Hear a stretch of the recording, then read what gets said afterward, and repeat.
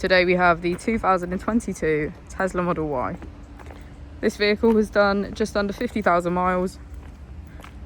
It has an automatic transmission and a fully electric motor. On our user interface, we're met with an overview of the vehicle.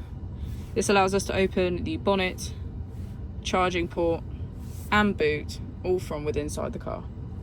If we click on our Tesla icon in the bottom right, we can access our controls, dynamics, charging, autopilot, schedule, safety, service and software. Within safety, we have advanced features such as a pin to drive and a glove box pin.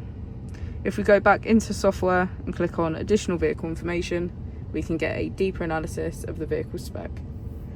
The Model Y comes with a 360 degrees camera, and with that you can access your dash cam.